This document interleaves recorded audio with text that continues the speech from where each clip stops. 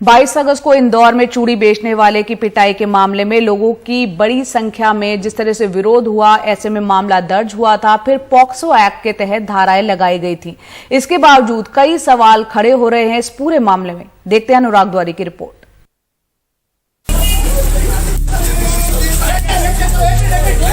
24 घंटे में तस्लीम पीड़ित से आरोपी बन गया।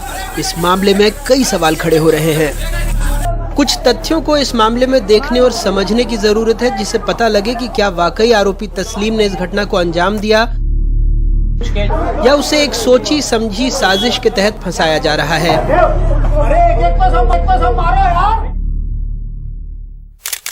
एफआईआर के मुताबिक बच्ची का आरोप है, मेरे घर एक चूड़ी बेचने वाला लड़का आया, नाम पूछने पर अपना नाम गोलू पिता मोहन सिंह बताया और अधजला वोटर आईडी कार्ड दिखाया। मेरी माँ पैसे लेने अंदर गई तो मेरा हाथ बुरी नीयत से पकड़कर सहलाने लगा। मैं चिल्लाई तो आसपास रहने वाले भैया और माँ अंदर से आ गए तो वो गुस्से में धमकी देकर भागने लगा। आसपास के भैया लोगों ने उसे पीछा कर पकड़ा। फिर मुझे नहीं मालूम वहाँ क्या हुआ। मैं लोकलाज के कारण कल रिपोर्ट करने नहीं आई।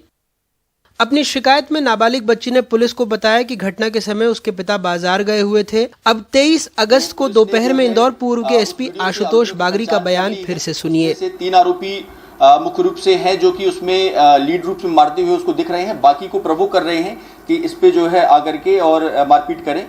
वो 3 आरोपी इसमें नामजद हैं, राजकुमार भटनागर और विवेक व्यास। इनमें से 2 को पुलिस राउंड अप कर चुकी है। इसमें और राजकुमार भटनागर को पुलिस ने राउंड अप कर लिया है। हमने जानबूझकर पहला नाम आपको नहीं सुनवाया क्योंकि वो पीड़ित बच्ची के पिता हैं।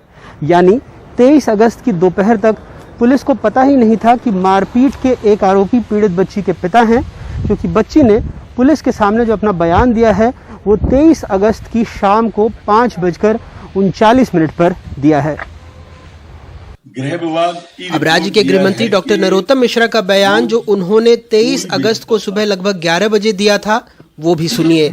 चूड़ी बेचने के लिए वो उस मोहल्ले में वार्ड में था, हिंदू नाम रखा हुआ था, जबकि वो कुछ था दूसरे समुदाय से। आधार कार्ड भी इसी तरह के 2 मिले हैं और उसके कारण से वहां पर बेटियों को, बहुओं को वो सावन के दिन चूड़ियां पहनाने का ज्यादा हमारे यहाँ पर परंपरा है। वहां से विवाद शुरू हुआ था और उसके बाद में दोनों पक्षों पर कार्रवाई हुई। गौर करने वाली बात यह है कि गृह मंत्री ने जब ये बयान दिया था तब तक पीड़ित बच्ची का बयान पुलिस को नहीं मिला था। पीड़ित बच्ची का बयान गृह मंत्री के बयान के लगभग 6 साढ़े 6 घंटे बाद पुलिस के पास पहुंचा, लेकिन गृह मंत्री ने लगभग वही बातें कही जो पीड़ित बच्ची के बयान में दर्ज हुआ। पीड़ित बच्ची की शिकायत पर जो एफआईआर लिखी गई उसमें इस बात का स्पष्ट उल्लेख है कि बच्ची लोकलाज से करीब 28 घंटे बाद शिकायत करने पुलिस के पास पहुंची। दूसरी तरफ मारपीट की घटना के बाद तस्लीम खुद पुलिस के पास पहुंचा, जिसका उल्लेख उसकी एफआईआर में भी है। ये एफआईआर 23 अगस्त सोमवार को आधी रात को 12:32 पर लिखी गई और इस एफआईआर के मुताबिक पुलिस को घटना की सूचना 22 अगस्त को रात 11:40 पर मिली। ये वही समय था जब इंदौर कोतवाली के सामने हजारों लोग इकट्ठा होकर चूड़ी वाले को मारने के खिलाफ कार्रवाई की मांग कर रहे थे। इस एफआईआर के मुताबिक तस्लीम पुलिस को बता रहा है कि किस तरह से उसके साथ मारपीट और लूट हुई। साथ में ये भी बता रहा है कि घटना के तुरंत बाद वो पुलिस स्टेशन गया, जहां से तस्दीक करने के लिए 2 जवान उसके साथ मौके वारदात पर गए। अब सवाल ये भी उठता है कि जिस व्यक्ति की बच्ची के साथ छेड़छाड़ के आरोप में बेरहमी से पिटाई हुई हो, क्या वो अपनी शिकायत लेकर खुद पुलिस थाने जाएगा या फरार हो जाएगा?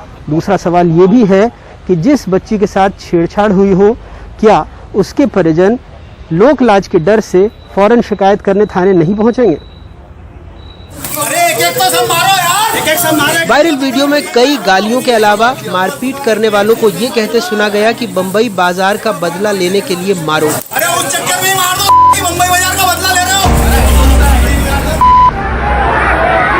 दरअसल कुछ दिनों पहले वाल्मीकि समुदाय की 2 नाबालिग बच्चियों के साथ छेड़छाड़ हुई थी और उनके चाचा की कथित तौर पर मुस्लिम बहुल बॉम्बे बाजार में पिटाई हुई। सवाल यह है कि अगर तस्लीम बच्ची के साथ छेड़खानी करके भागा था तो पीटने वाले उस घटना को छोड़कर 10 दिन पहले हुई वारदात का जिक्र क्यों कर रहे थे, जबकि शिकायतकर्ता के घर से बमुश्किल 500 मीटर की दूरी पर उसे पीटा गया। बहरहाल मंगलवार को हिंदू जागरण मंच के कार्यकर्ताओं ने इंदौर में जो रैली निकाली थी, उस मामले में पुलिस ने धारा 188 के तहत 2500 लोगों पर मामला दर्ज किया है, लेकिन कोई नामजद नहीं है। पहले पीड़ित बाद में बच्ची से छेड़छाड़ के आरोपी तस्लीम को अदालत ने 3 सितंबर तक पुलिस हिरासत में भेज दिया है। एक और बात पता लगी है कि 2 आधार कार्ड तस्लीम ने प्रधानमंत्री आवास योजना के तहत मकान आवंटन के लिए फर्जी तरीके से बनवाया था। इंदौर से हेमंत शर्मा और भोपाल से कैमरा पर्सन रिजवान खान के साथ अनुराग द्वारी, एनडीटीवी इंडिया।